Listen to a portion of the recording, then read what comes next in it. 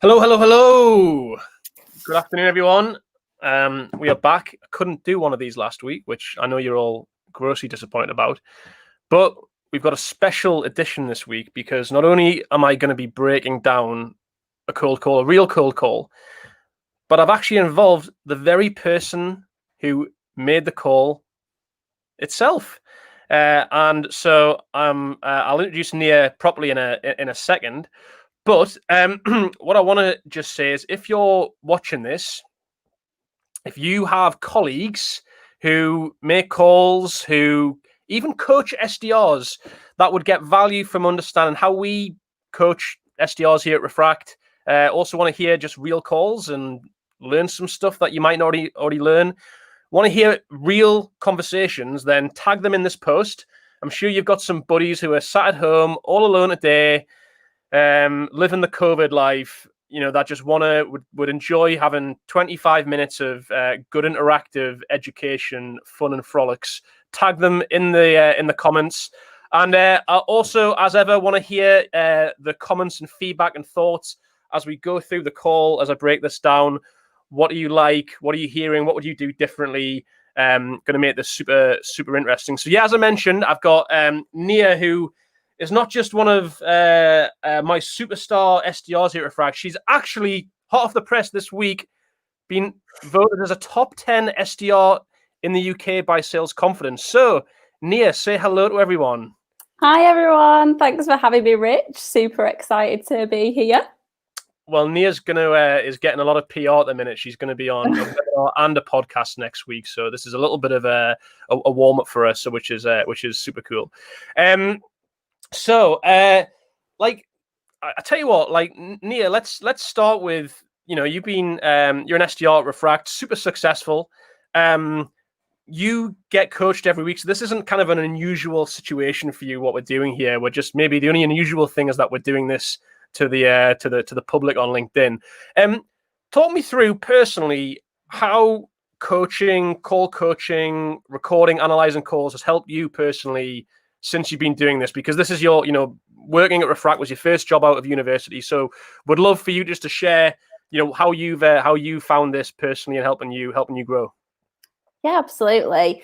Yeah, like you said, it's definitely what I would experience day to day and weekly. From my interview actually with yourself, we had a role play, cold call, and you coached my call there and then. So it really has been part of my day to day since day one.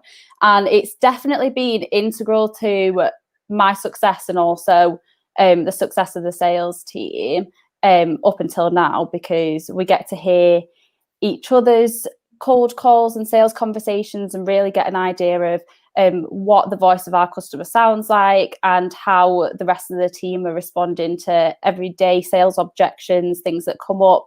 And it's just, it's been great to see the progression from that very first cold call in my interview up until now, and be involved with the team as well. I particularly enjoy our weekly sales team coaching, where we can find out a bit about how everybody else in the team's doing, and things that are coming up in their sales conversations. Absolutely. And I remember actually being the one that interviewed you when we did this role play cold call, and it was like the first time that you'd ever had to do anything like that. And I knew from then, I was like, this girl's going to have no anxieties about making calls. that was the impression I got. But there are obviously loads of people who the thought of having their calls listened to kind of fills them with terror. What's your feedback to those people who are maybe starting in this as life as an SDR? What's your feedback to those people who might feel a bit nervous about picking the phone up, but also having their calls listened to by other people? Yeah, I completely understand. It is quite a daunting thought to just pick up the phone and speak to somebody that you've never spoken to before. And it's that fear of rejection, I think, in the beginning. But actually, you just need to remember the reason why you're calling these people. You're doing it because you feel like the service or product that you're going to be speaking to them about is going to help them in a certain way. And I think for me, it was the best thing to do to overcome that sort of fear was to just throw yourself in at the deep end. So from day one, just start picking up the phone, and it doesn't matter if it's going to be a rubbish call, because you're only going to get better, and you just sort of overcome it day by day. And I also put myself sat next to some of our top performers, so that there's a bit more of a buzz as well, and you start to get used to, like, people aren't actually just listening in, they're focusing on their own calls as well. So as long as the more you put it off, the worse it's going to get. So that would be my advice. 100%. Great advice there. Right. So what we're going to do before I jump into the call that you made. So this is, like, by the way, this is the first time, like, me and Nia have listened to this call together. And so this is, like, super, hot off the press. We're going to start with question one, which is more about just interesting for people who are watching this right now. Is I'm hearing a lot of stuff out there about, I can't get through to prospects in the pandemic. It's really hard. People aren't at their desk. How much success are you having connecting with prospects on the phone in the current climate? I want you to hear, maybe this is a genuine issue. I mean, it's not necessarily what we're seeing, but would love to hear. Please put in your comments if you're having trouble with connecting with the people that you want to connect on the phone during the pandemic, when there's obviously people working from home. Please just put in the comments what you're experiencing there. I mean, Nia, first of all, like, what have you been experiencing? I mean, this call that we're going to be listening to was one that was being made fairly recently. Mm-hmm. What's the impact that you've seen on getting a hold of people during the past few months versus beforehand? Interestingly, I found it's been easier to connect with people over the phone, probably because they're not being pulled into meetings in person as much as they would be in an office. So I have definitely found that it is easier to get people on the phone, and actually calling people maybe before your 9 to 5 usual hours. People are starting work a little bit earlier because it is quieter on things like Slack and the instant messaging software. So I've definitely found that that's definitely a trend. This particular phone call was made on one of our prospecting days. And I know, and I can remember it because we were experiencing a little bit of a lull that we wouldn't normally on prospecting day, where, like, people weren't getting through to the prospects as much, and, like, maybe we weren't being as successful as we were hoping. So we switched it up, and we did our cold calling roulette game, where we got the whole team on Zoom and took it in turns to call a prospect. So that made everything a little bit more interesting, and there was a lot more motivation because you've got the whole team listening into you, and you want everybody to be successful and to get that person on the phone. So I think that's a great idea for other people to try as well. Yeah, absolutely. And I think you make some great points there. I see Neil Hooks has put, it's easier to connect because they're not on the move. I think it's really valid. I mean, people are literally, most of the time, depending on the industry you sell to, are just sat at home, in the living rooms, at the kitchen tables. Chris here said, working in EdTech, it's definitely been easy to catch prospects on the phone now. Still tricky though, due to the dreaded gatekeeper. Yes, we're not fond of gatekeepers here, and but yeah, I think it's the point is that I think there was some, like, statistic, like, that SalesLoft released about the fact that there's, like, the volume of emails being sent now in sales is, like, gone up exponentially. It's harder than ever to get responses via email, which is where the opportunity is on the phone. So anyway, let's get into it. Let's start listening to this call together. And I guess before we start, Nia, the call that we're talking about here. I just want to start by, what was it about this prospect that made you decide to get in touch with this prospect specifically, and what are the kind of specific things that you're looking out for from a research perspective before you pick up the phone and try and call them? Yeah, absolutely. So this prospect was a global VP of sales. So from having that job title, I knew that we were looking more of an executive level salesperson. So I thought he'd definitely be more in a position to make decisions. And also the fact that it was global VP, it might also suggest that he had geographically dispersed sales teams. And I know a lot of sales leaders do at the minute anyway.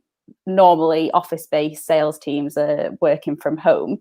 So that was another reason. And he was relatively new to his role. And I know that a key challenge that we help sales leaders when they've just started their new role is to gain a voice into the customers that their sales team is speaking with, and also identifying how their sales team are overcoming objections and how they're actually conducting their sales conversations. So I was excited to pick up the phone and speak to him. Nice one. And there's a big debate that I sometimes have around like the amount of like research you have to make. I just want to understand. I've just put a question there. How much research do people make before they decide to make a call to a prospect? Like, I think this is one of the big reasons people don't make calls is because they spend like literally too long just dithering around. Like, how much time would you say on average for, say, this prospect did you invest before you made the call? This one was probably a couple of minutes because I just knew from those two key pieces of information that there were already big ways that we could help similar prospects. So that was my key indicator for picking up the phone and speaking to him. Brilliant. Would love to hear. Please put in the comments how much research, roughly in minutes, do you invest before making a cold call to a prospect? Please put that in the comments. Would love to hear the variance that people come out with. And without further ado, we're going to jump into this call. And what I'm also going to do here is kind of show how I sort of coach SDRs using Refract, the kind of approach I take. One thing I always start with is I always look at like, okay, how much time did the salesperson spend talking on this call versus the prospect? And like straight away, before I've even hit play here, I can actually see that this was a very balanced conversation. In fact, it was bang on down the middle. Nia, you spent as much time talking as the prospect did. So I know straight away this wasn't like a one-way conversation. This prospect was quite open in some respects.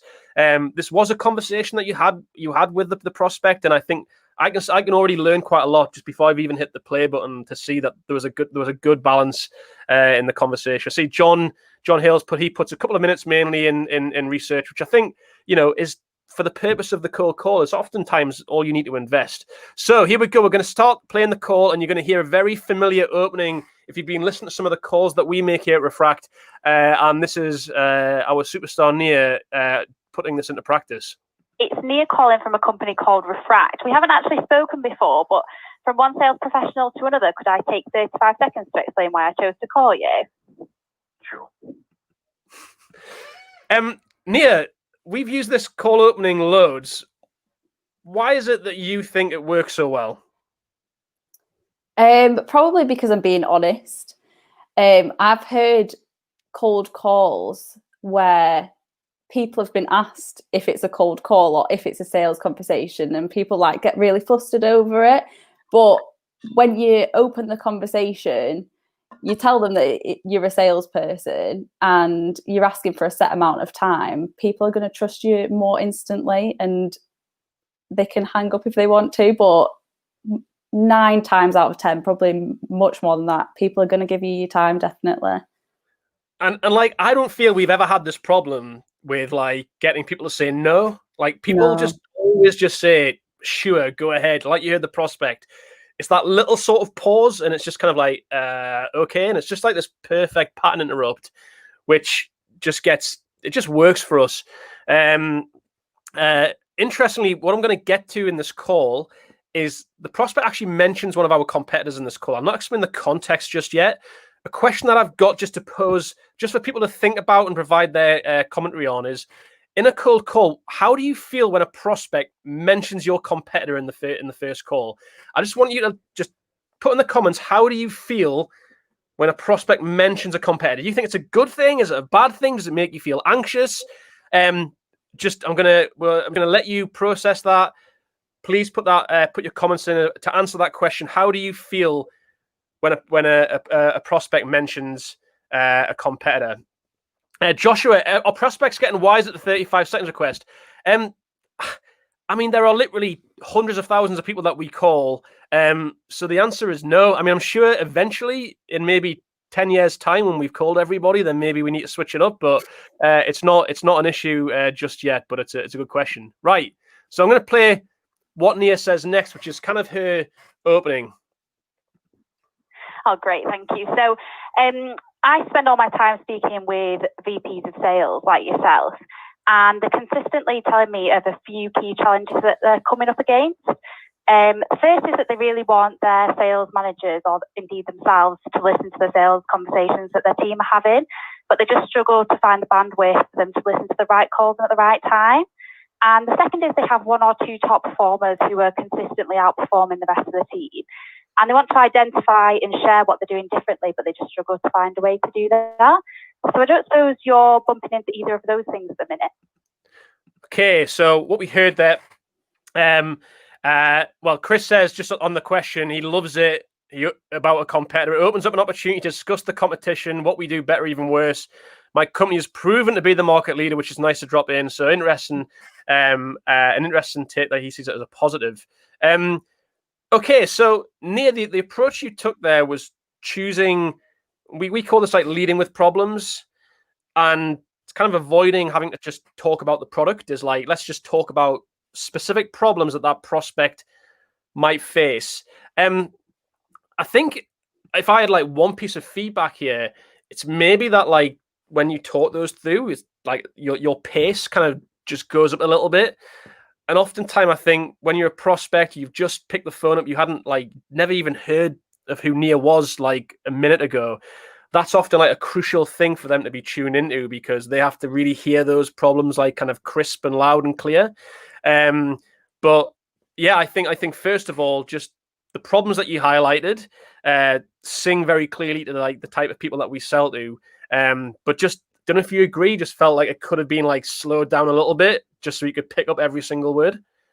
Yeah, definitely. And I think that is something that a lot of salespeople do. They've got that time and they feel like they just need to blurt out everything that they want to say, even though the prospect's already agreed for you to have that time. So it is just like taking a second and just being clear about what you're saying. So yeah, totally agree with that.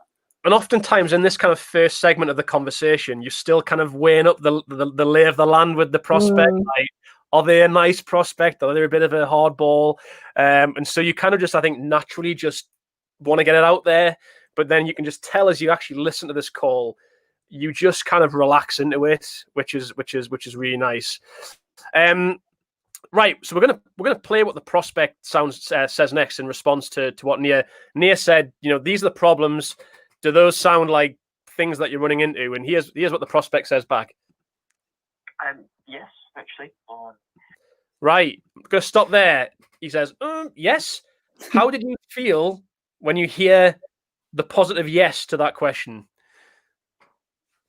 I've got to be honest, buzzing when I've when I've called a prospect. These are the problems that we solve.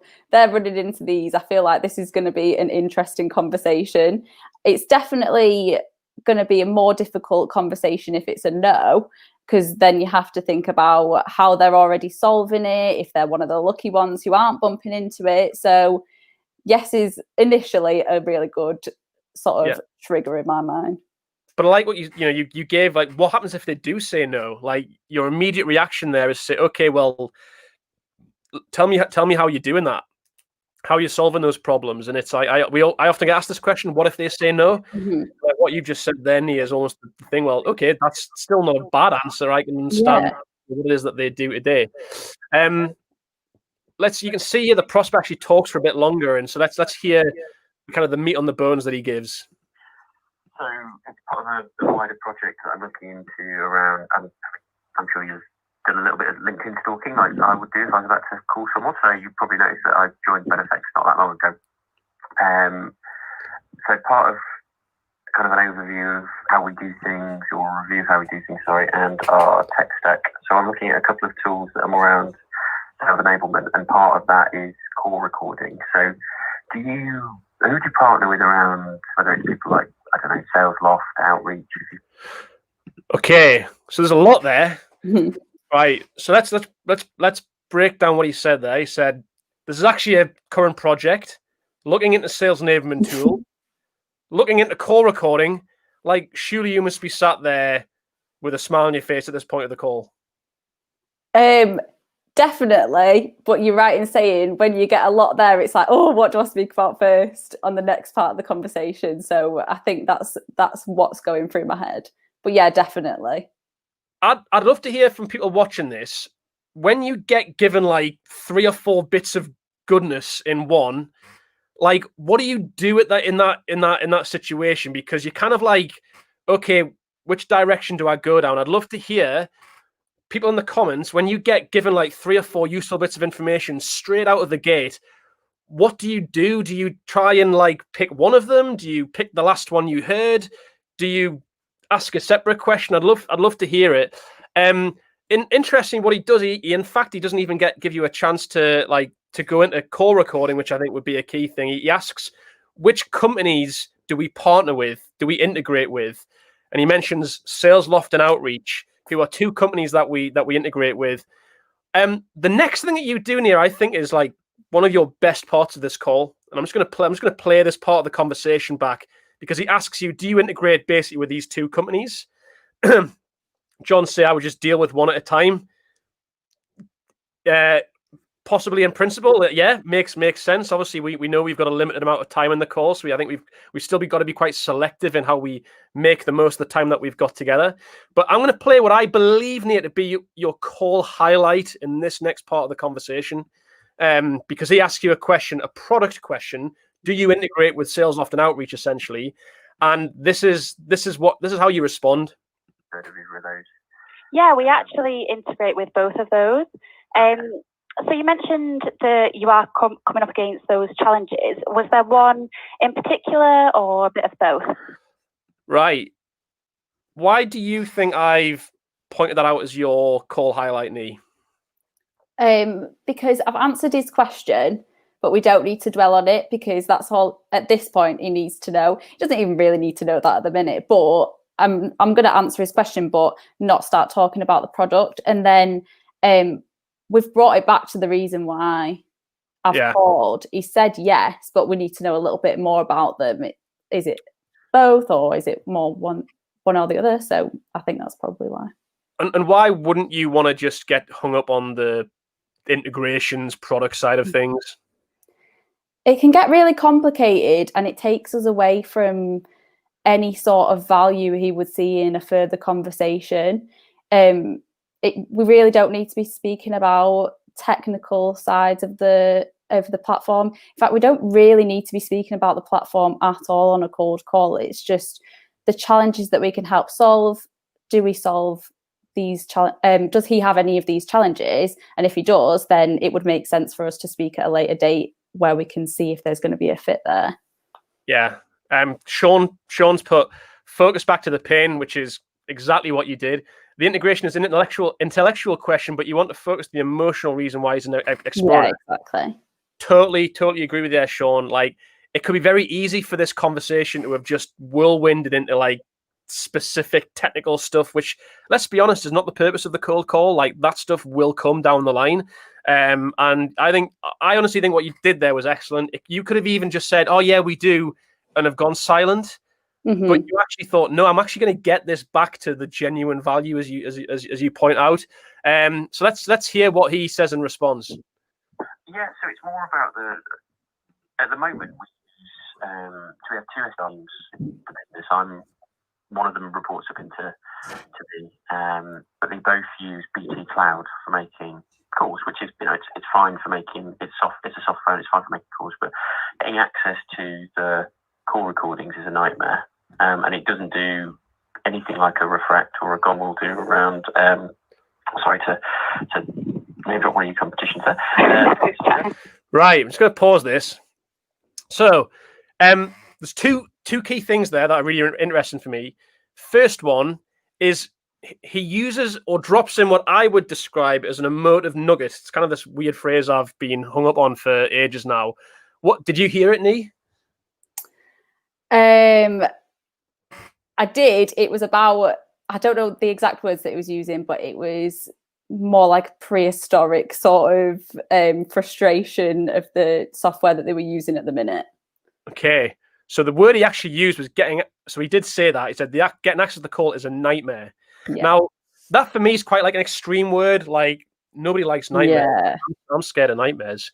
And it's like, these are the things that I think like can make all the difference in calls. Is Sean's pointing out there, absolute nightmare. That's not someone saying, yeah, it's a bit irritating. Like, he's gone full hog, like absolute nightmare. Yeah. And I think loads of people are picking this up. And this is the beauty. Like, even then you didn't hear it second time round, and it just shows like sometimes it is hard to hear these things when you're focused on other things. This doesn't speak to like someone who's can just get by with what he's doing today. There's definitely like hints of this is actually a big problem. If you had picked up on that in the call, if you would do that call again, what would you have maybe said in response to him using that phrase?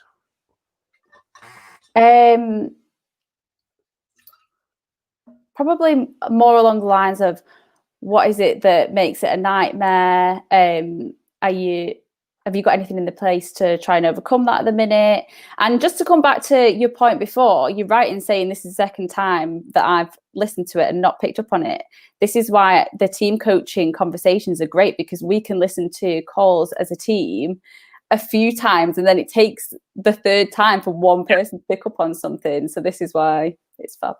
Yeah. And I think you got like what you said there is like, use the word back to him. Why is it a nightmare? Like, use the words that prospects have said, and almost like don't let them off the hook. It's like, hang on, it was you, buddy, use the word nightmare, not me. Like, I'm gonna use that word because that's how you described it. But anyway, and then the next bit is he's dropped in, he's looking at Refract and one of our competitors. I'll not mention their name. But how did you, just in the context of this call, how did you feel when he mentioned that competitor's name? Did that make you feel any different about this call, or? Not really at all. It's interesting that he knew of the technology. That's always good to know. He obviously wasn't using that software provider, so that's another interesting factor. But it doesn't generally fill me with dread when a competitor gets name dropped. It's just, for me, especially in this sort of call, interesting that they're aware of this sort of technology. Sure. I'd love to hear people in the comments, in the context of the where the prospect mentioned the competitor's name on this call. Would you have dove into the competitor at all? Please put in the comments. Would you have like gone there? I actually think for the purpose of this call, I don't think it's necessary. Like you kind of learned what you need to learn. This guy's doesn't sound like he's necessarily speaking with that competitor right now. I mean, you might be, but I just don't think it's that necessary for this conversation. So, and I think what you did is that you kind of brush it off a little bit, which I think is perfectly fine to do. But I'd love to hear if anybody would take a different approach. Would you pull up on that? Would you understand, like, are they speaking with a competitor? Have they worked with them before? I'd love to hear other people's approaches in that specific situation. What I'm going to do is I'm just going to jump forward to, like, he's kind of finished talking about his problems and his challenges of his current system. And what I think you did a really nice job with here is kind of just showing like quite a level of empathy, of understanding of like his situation. And you can tell at this part of the call, Nia, you're just super relaxed. You know, you've gone past that kind of like speaking quickly at the start to you just sound just more into the conversation at this point. So here we go. Yeah, I totally appreciate that. And I appreciate you giving me a little bit of insight into how you're working, but it's great that you're already listening to those calls. And that's definitely something that I hear a lot when I've been speaking with sales leaders, that they want to listen to those sales conversations, but it's just a struggle to find the right ones to listen to. So I appreciate I've taken more than your 35 seconds. I definitely feel like this is a great conversation that could be had, and I'd love to put you in. Just on there, a couple of things I thought you did really well is like the way that you said, when I hear this a lot when I speak with other people, like, what makes you say that? Like, why do you use that kind of technique of what you just said there? It was definitely very genuine. Like, we do hear that a lot. So yeah. I think because I was like you were saying, I was getting more comfortable with the conversation. It's something that I would be saying normally if I was speaking to someone face to face, or someone that I knew. Like, yeah, I do hear that all the time. Yeah. But it's just sort of, again, aligns with the reason for my call. We're helping solve that problem. So we do hear it all the time. It's definitely not out of the blue. And this is a conversation that I think would be fab to continue at a later time. Yeah, I also just think it just brings like some relativity into it. You know, make him feel like yeah, like as you said, people like you with your job title say the same thing. Yeah. And just sounds like you genuinely are hearing them loud and clear. Now, interestingly, this part of the call, you go to close them down, and I'll play what you specifically say to try and close them down for the for the meeting. Could be hard, and I'd love to put you in contact with my colleague Stu, because he actually heads up our sales development team here at Refract, so he'd probably be best positioned to share a few ideas. So I don't suppose you've got any time maybe next week where we could put up aside maybe 20-30 minutes just to share a few ideas and see if this would help out with the challenges that you're coming up against at the minute. Okay, so first of all, I absolutely think this is the right time to be getting him closed down. Like, you've identified a problem. He seems like he's got that problem. Like, you don't need to go in to do loads of discovery. You've got this guy's attention. You've got this guy to understand that we understand his world, and that basically the purpose of the call, does this guy want to, does this guy have a problem that we can solve? Yes or no? Simple as that. If I had one bit of feedback here, I do feel like you could have been, with your ask, you said, I don't suppose you've got, I feel like you could have been a little bit more confident here and more kind of forward and saying, like, not don't suppose, like, when would work next week for us to talk? Like I feel like you've earned the right to kind of ask the question in that way. Whereas saying I don't suppose you've got sounds a little bit like there's maybe an option for him not to take this. I don't know, what are your thoughts on that?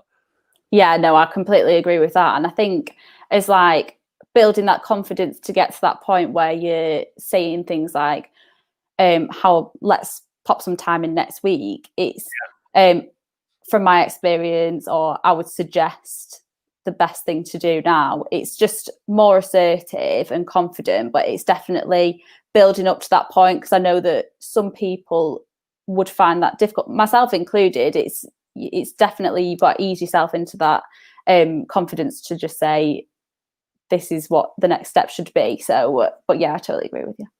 Yeah. Chris says he would have gone full assumption. When is the best time for you next week? I think in the context of this call specifically, with what you've identified, I think that would have worked really nicely. Yeah, definitely. What I really liked of what you did in there is, like, you're not asking for a big ask. You say, can we share a few ideas?